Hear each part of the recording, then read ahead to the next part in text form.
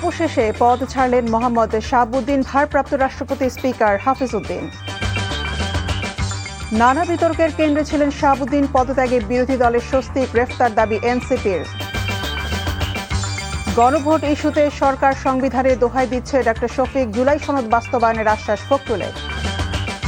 ভারতের বিভিন্ন রাজ্যে জেএনজি বিক্ষোভ চলছেই, দাবি আদায় 24 ঘন্টার আলটিমেটাম, লোকসভা অচলাবস্থা।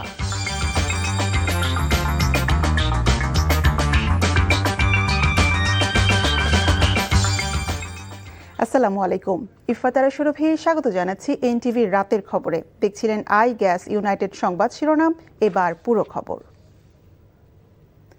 স্বাস্থ্যগত কারণ দেখিয়ে পদত্যাগ করলেন দেশের 22তম রাষ্ট্রপতি মোহাম্মদ শাহাবুদ্দিন। বিকেলে পদত্যাগপত্র গ্রহণ করে ভারপ্রাপ্ত রাষ্ট্রপতি হিসেবে দায়িত্ব নিয়েছেন স্পিকার হাফিজ উদ্দিন আহমেদ বীর বিক্রম। পরে এক সংবাদ সম্মেলনে হাফিজ উদ্দিন আহমেদ বলেন, রাষ্ট্রপতির পদত্যাগ গুরুতর ঘটনা।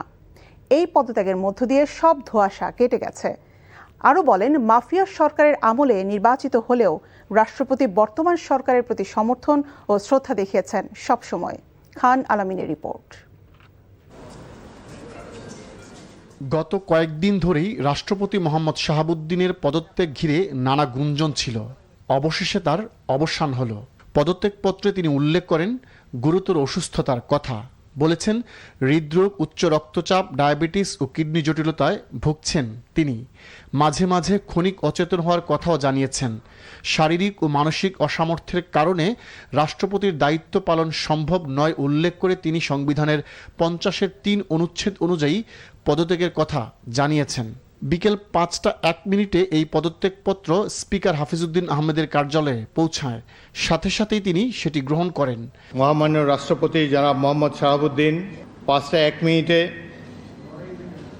আমার নিকট পদত্যাগপত্র দাখিল করেছেন।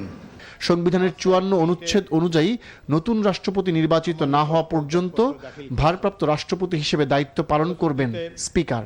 সংবিধানের 54 অনুচ্ছেদ অনুযায়ী আমি রাষ্ট্রপতির দায়িত্ব গ্রহণ করেছি। জাতীয় সংসদের শপথ কক্ষে সংবাদ সম্মেলনে রাষ্ট্রপতির পদত্যাগের ইস্যুতে কথা বলেন ভারপ্রাপ্ত রাষ্ট্রপতি ও স্পিকার হাফিজ উদ্দিন আহমেদ। এই পদত্যাগের মাধ্যমে ধোঁয়াশা কেটে গেছে জানান তিনি। বাংলাদেশের রাষ্ট্রপতির পদত্যাগ একটি গুরুতর ঘটনা। এর সাথে দেশের ভালো মন্দও জড়িত। আমরা আশা করি এই পদত্যাগের ফলে সকল ধোঁয়াশা পরিষ্কার হলো। মাফিয়া সরকারের সময় মোহাম্মদ শাহাবুদ্দিন রাষ্ট্রপতি নির্বাচিত হলেও জনগণের ভোটে নির্বাচিত সরকারকে সমর্থন করায় তার প্রশংসা করেন ভারপ্রাপ্ত রাষ্ট্রপতি। মাফিয়া সরকারের আমলে নির্বাচিত হলেও বর্তমানে জনগণের ভোটে যে সরকার নির্বাচিত হয়েছে তার প্রতি তিনি সমর্থন এবং শ্রদ্ধা প্রকাশ করেছেন সবসময়। আমি তার মঙ্গল কামনা করি। স্পিকার হিসেবে যেদিন শপথ নিয়েছেন সেদিনই ভারপ্রাপ্ত রাষ্ট্রপতি হিসেবেও শপথ নেওয়ার কথা জানান হাফিজ উদ্দিন আহমেদ। যেদিন আমি স্পিকার হিসেবে শপথ নিয়েছি সেদিনই ভারপ্রাপ্ত রাষ্ট্রপতি হিসেবেও শপথ নিয়েছি যদি প্রয়োজন হয়। সংবিধানের 123 অনুচ্ছেদ অনুযায়ী রাষ্ট্রপতি পদত্যাগ করলে পরবর্তী 90 দিনের মধ্যে নতুন রাষ্ট্রপতি নির্বাচন করবে জাতীয় সংসদ। খান আলামিন, এনটিভি নিউজ, ঢাকা। পূর্ণ মেয়াদ শেষ না করেই রাষ্ট্রপতির দায়িত্ব থেকে সরে দাঁড়ালেন মোহাম্মদ শাহাবুদ্দিন। গণ অভ্যুত্থানে ফ্যাসিস্ট শেখ হাসিনার সরকার ক্ষমতাচ্যুত হলে রাষ্ট্রপতি মোহাম্মদ শাহাবুদ্দিনকে অপসারণের দাবিতে আন্দোলন শুরু হয়। পাবনা জেলা ছাত্রলীগ ও যুবলীগের নেতৃত্ব থেকে উঠে আসা মোহাম্মদ শাহাবুদ্দিন জেলা জজ ও দুদকের কমিশনার হিসেবেও দায়িত্ব পালন করেন। সদ্য বিদায়ী রাষ্ট্রপতি মোহাম্মদ শাহাবুদ্দিনের জীবন বৃত্তান্ত জানাচ্ছেন তামজিদ সুমন। বাংলাদেশের রাষ্ট্রপতি পদে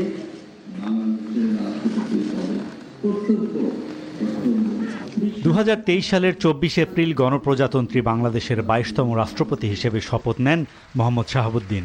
শপথের পূর্বে আলোচনায় সেভাবে তার নাম শোনা না গেলেও সবাইকে অবাক করে আওয়ামী লীগ সরকার তাকে রাষ্ট্রপতি হিসেবে নির্বাচিত করে। দেশের 22তম রাষ্ট্রপতি হিসেবে শপথ নেয়ার 1.5 বছরের মাথায় গণ অভ্যুত্থানে পতন হয় শেখ হাসিনা সরকারের। অন্তর্বর্তীকালীন সরকারের দায়িত্ব নেয়ার পর মোহাম্মদ শাহাবুদ্দিনকে রাষ্ট্রপতি হিসেবে মানতে পারেনি আন্দোলনকারী শিক্ষার্থীরা।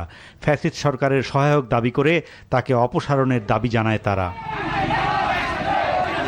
সে সময় সাংবিধানিক সংকট তৈরি হতে পারে এমন কারণে রাষ্ট্রপতি হিসেবে দায়িত্ব পালন করে যান মোহাম্মদ শাহাবুদ্দিন। সাংবিধানিক নিয়ম অনুযায়ী তার দায়িত্বকাল 2028 সালের 23 এপ্রিল শেষ হওয়ার কথা। তবে এর মাঝেই শুক্রবার বিকেলে শারীরিক অসুস্থতার কারণ দেখিয়ে পদত্যাগ করেন দেশের 22তম রাষ্ট্রপতি মোহাম্মদ শাহাবুদ্দিন। সদ্য বিদায়ী এই রাষ্ট্রপতি 1949 সালের 10 ডিসেম্বর পাবনা শহরে জন্মগ্রহণ করেন। শিক্ষা জীবনে 1966 সালে রাধানগর মজুমদার একাডেমি থেকে এসএসসি, 1968 সালে পাবনা এডওয়ার্ড কলেজ থেকে এইচএসসি এবং 1971 সালে বিএসসি ডিগ্রি অর্জন করেন। পরবর্তীতে মনোবিজ্ঞানে স্নাতকোত্তর ও এলএলবি ডিগ্রি সম্পন্ন করেন।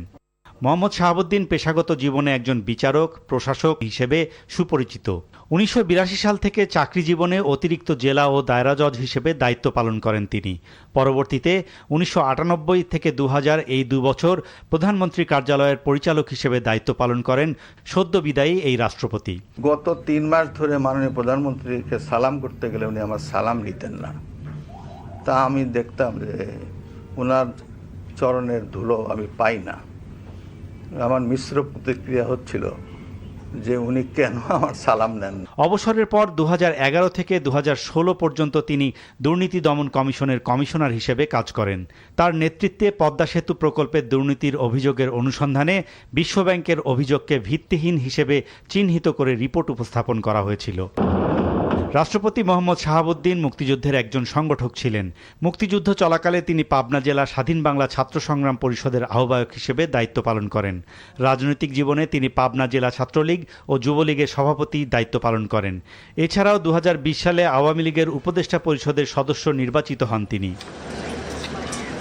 কর্মজীবনের বিভিন্ন ক্ষেত্রে দায়িত্ব পালন করলেও রাষ্ট্রপতি হিসেবে পূর্ণ দায়িত্ব পালন করতে পারলেন না মোহাম্মদ শাহাবুদ্দিন।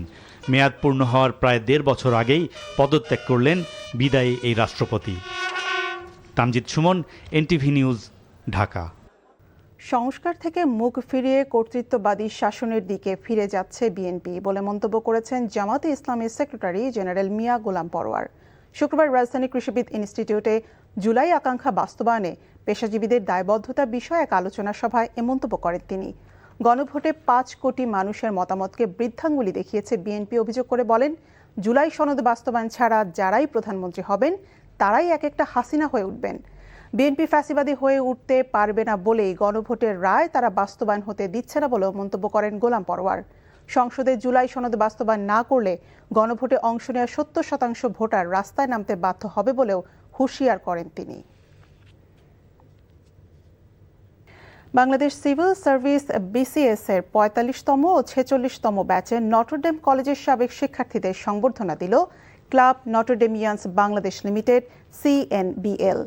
শুক্রবার সন্ধ্যায় রাজধানী ঢাকায় সিএনবিএল এর ফাদার পেক্সোটো হলে এই সংবর্ধনার আয়োজন করা হয়। অনুষ্ঠানে বিসিএস এর 45তম ও 46তম ব্যাচের সুপারিশপ্রাপ্ত নটরডেম কলেজের 83 জন সাবেক শিক্ষার্থীকে সম্মাননা জানানো হয়। অনুষ্ঠানে সভাপতিত্ব করেন সিএনবিএল এর সভাপতি নাসের বুখতিয়ার। এছাড়া আয়োজক হিসেবে ছিলেন নির্বাহী কমিটির সদস্য আদনান নাফিস এবং প্রতিষ্ঠাতা সদস্য এন.ই. খোদা বাবু।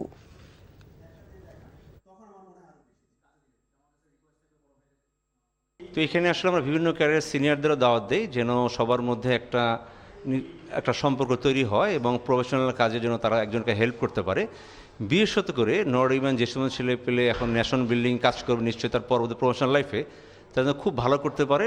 এই গাইডেন্সটি আসলে আমরা দেওয়ার চেষ্টা করি as a Bangladeshi, as a Notre Damian, তারা যেন ন্যাশনাল বিল্ডিংয়ে কাজ করতে পারে, দেশের উপর করতে পারে, সেটাই আমাদের প্রত্যাশা। কিংবদন্তি সঙ্গীত শিল্পী রুনা লায়লা 6 দশকেরও বেশি দীর্ঘ পথ চলায় 18টি ভাষায় গেয়েছেন 10,000-এর বেশি গান। জয় করে নিয়েছেন বিভিন্ন ভাষাভাষী শ্রোতার হৃদয়।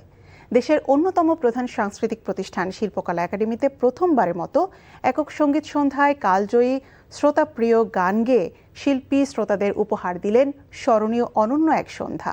আরও জানাচ্ছেন জাহিদুর রহমান।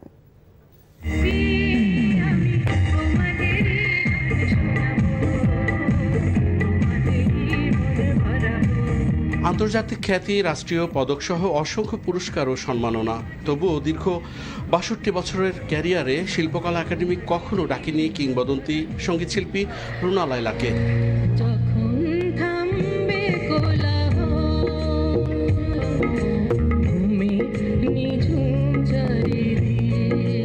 অসামান্য এই শিল্পীর প্রতি গভীর শ্রদ্ধা এবং সঙ্গীতের ভুবনে তার অবদানকে এবার জাতীয়ভাবে সম্মানিত করতে তার হাতে সম্মাননা তুলে দেন সংস্কৃতি মন্ত্রী নিতা রায় চৌধুরী। এর মাধ্যমে নিজেদের দায়মুক্তির পাশাপাশি ইতিহাসের অংশ হল শিল্পকলা একাডেমির জাতীয় নাট্যশালা মিলনায়তন। তবে আক্ষেপ প্রকাশ করতে ভোলেননি রুনা লায়লা। বারে বারেই বলছি, আই এম 74 ইয়ার্স ওল্ড। আপনাদের ভালোবাসা দোয়া পেয়ে আমি আজকে এখানে দাঁড়িয়ে আছি আপনাদের সামনে রুনা লায়লা হয়ে। এত সম্মান, এত ভালোবাসা পেয়েছি, পাচ্ছি এবং পাবো আমি জানি।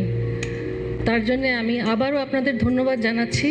মহান ভাষা শহীদ ও বীর মুক্তিযোদ্ধাদের প্রতি শ্রদ্ধা জানিয়ে রুনা লায়লা শুরু করেন তার গান।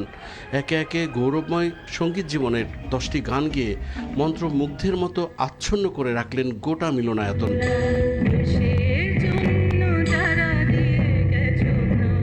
সুরেরও একটি জীবন আছে, সে জীবন তখনই অমর হয়ে ওঠে যখন কোনো শিল্পীর কণ্ঠ প্রজন্ম থেকে প্রজন্মে মানুষের অনুভূতি, স্মৃতি ও ভালোবাসার অংশ হয়ে থাকে। রুনা লায়লা সেই কালোত্তীর্ণ শিল্পীদের একজন, যার কণ্ঠে কথা বলে সময়, অনুভূতি পায় সুর, আর এভাবেই সংস্কৃতির আত্মপরিচয় আরও দীপ্ত হয়ে ওঠে জাতির।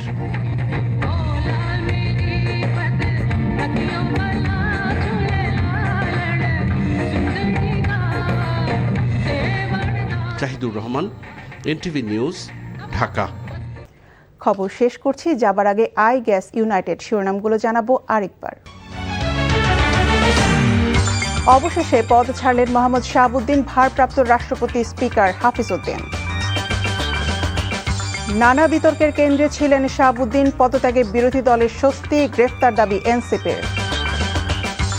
গণভোট ইস্যুতে সরকার সংবিধানের দোহাই দিচ্ছে ডক্টর শফিক, জুলাই সনদ বাস্তবায়নের আশ্বাস ফখরুলের। ভারতের বিভিন্ন রাজ্যে জেএনজি বিক্ষোভ চলছেই, দাবি আদায় 24 ঘন্টার আলটিমেটাম, লোকসভায় অচল অবস্থা। এই ছিল রাতের খবরে। এই খবরের ভিডিও সহ আপডেট জানতে ভিজিট করুন এনটিভি অনলাইন www.ntvbd.com। এছাড়াও এনটিভির জনপ্রিয় সব অনুষ্ঠান এবং খবরের আপডেট জানতে ভিজিট করুন আমাদের ইউটিউব ও ভেরিফাইড ফেসবুক পেজ। রাত 1টায় মধ্যরাতের খবর দেখার আমন্ত্রণ রইল। ধন্যবাদ সবাইকে।